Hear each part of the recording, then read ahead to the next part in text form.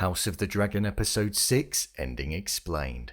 As we embarked on the first episode of the final half of the first season of the show, we started with the very thing that caused a lot of the conflict, strengthened the divide, and is looking like it's one of the final things in a long run of events that occurred in the past decade which has made there be a point of no return, and that was the birth of Rhaenyra's third child. With so much happening in this episode, with the new actors taking up the roles, the introduction of the prisoners with no tongues, and the children being ever so present in the decisions that were being made, I thought I'd recap, break down, and explain all that there was to take away from this episode of the show.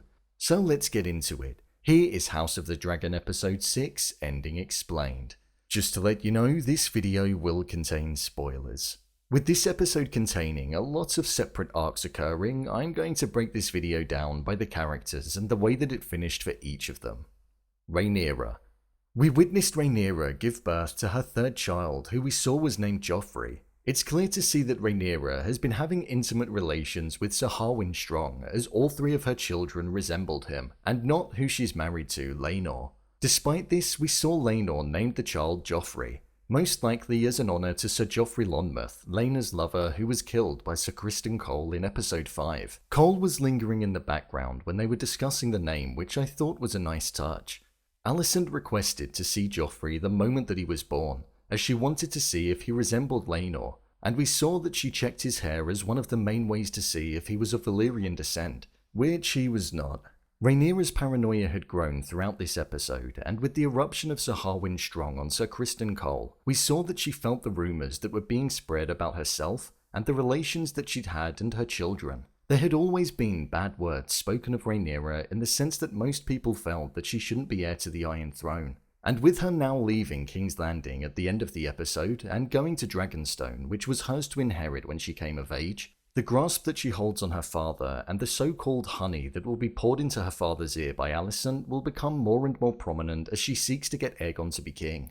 Rhaenyra does feel the most human out of most of the characters in the show and is prepared to do what she can to keep relationships smooth, such as the offering of the marriage between her son Viserys and Alicent's daughter Helena, but Alicent finds it too difficult to look past the lying, betrayal, and tarnishing of the family's reputation with what she's been doing with Ser Harwin.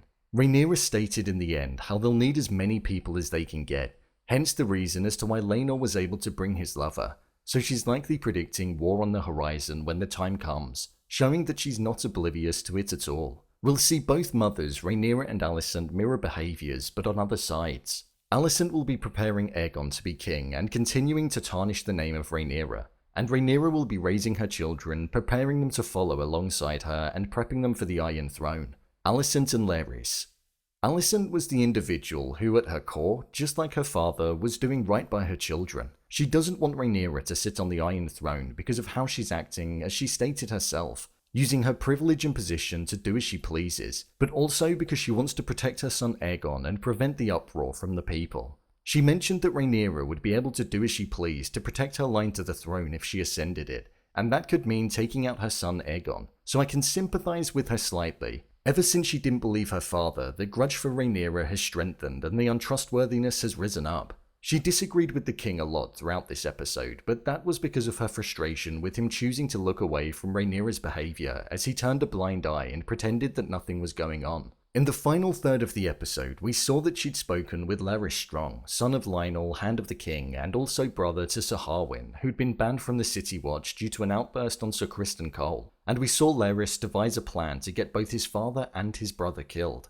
They wanted to position it as a way that showed that Lionel's interests were conflicted so that he could no longer be Hand, but instead Larys recruited prisoners who were sentenced to death, and instead of killing them, cut out their tongues so they wouldn't be able to speak nor betray Larys for ordering them to do what they did. And this was to set fire to Harrenhal, which meant that both Lionel and Harwin were killed. Alicent, despite not expecting it to go as far as what it did and being shocked at what happened, it meant that she could now call upon her father, Sir Otto Hightower, who'd been absent, and likely get him to fill the position of Hand of the King, meaning the schemer will be able to make a return, and Alicent will have an ally backing her corner again.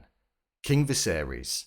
The king was looking considerably weaker, and his illness had most certainly gotten worse. The main involvement of the king in this episode was him turning a blind eye to all of Rhaenyra's activities and birthing of children that were not of Valyrian descent. So much so that he even stated that Joffrey had the same nose as Laenor, which just wasn't the case. He's in complete denial. Rhaenyra is all that he has left of his dear wife Aemond, who he truly loved, and by opening up and admitting that he knows of all of what Rhaenyra has been up to would mean the accepting of defeat and tarnishing the last remaining thing that he has of his life from before. If he were to open up about how he knows about Rhaenyra's unfaithfulness to Laenor, it would only further support what the public want and weaken Rhaenyra's chances of ascending the Iron Throne. Daemon and Laena. Daemon had an interesting feature in this episode. The rivalry that he seemed to have held with his brother King Viserys a decade ago wasn't a prominent part of his time, but instead it was more mourning the love that he held for Rhaenyra, and the fact that he wanted to be with her over his current wife Laena. It seems as though he isn't the best father to his twins, as we heard them state how he doesn't really talk to them. However, with Laena getting her dragon Vhagar, which looked pretty epic I must say, to burn her instead of going through the pain and suffering that we saw Aemond go through in episode 1, mirroring what we saw right at the start, he's the sole carer for them now, and will likely become more of a father to them. He wanted to stay in Pentos, living a comfortable life as guests, but Laenor didn't want to, and with it looking as though he's going to go back to Dragonstone in episode 7, he may be fulfilling Laena's wishes. Daemon genuinely looked hurt and upset, and it's the first time we've really seen that this season. With Daemon now on his own and Laenor off with other men, that could cause the alliance and relationship of Rhaenyra and Daemon that there's been a lot of tension around and leading up to. The children. Children and the lengths that a parent will go to was the main focus of the episode. Viserys protecting Rhaenyra, Lionel looking out for Harwin, Harwin looking out for Viserys, and Alicent looking out for Aegon. The closing speech at the end cemented the fact that everything that parents do, they do it for their children, and we got to spend time with many of them in this week's episode. Aemond appears to be the one that they all ridicule because he doesn't have a dragon. He doesn't have a dragon because he was never bonded with an egg when he was younger, and there were also none available to claim. Like we saw Laena state, she was 15 when she got her dragon, so it's something that will come with time. At the moment, Aegon doesn't appear to be fussed about being the ruler of Westeros, but his mother putting suspicions in his mind is likely something that's going to make him care more. He seems to be a formidable warrior for his age, and that's something I think we will see develop as time goes on. Viserys at the end of the episode was aware of the fact that Harwin was his father and that Laenor wasn't, so I'm intrigued to see if this changes anything between their relationship. I thought this week's episode was a really good one. It was a slow burner with a lot that went on, and with it being titled The Princess and the Queen, it certainly did hold focus on that, especially with the shot that we got where they were both standing opposite each other. The stepstones appear to be an issue, and I'm intrigued to see if anything will happen there, or if they will in fact end up siding with either the Greens or the Blacks, as the battle that's set to commence is far larger than that, but instead it's a battle of Westeros. I'm looking forward to seeing the repercussions of all of the actions in next week's episode.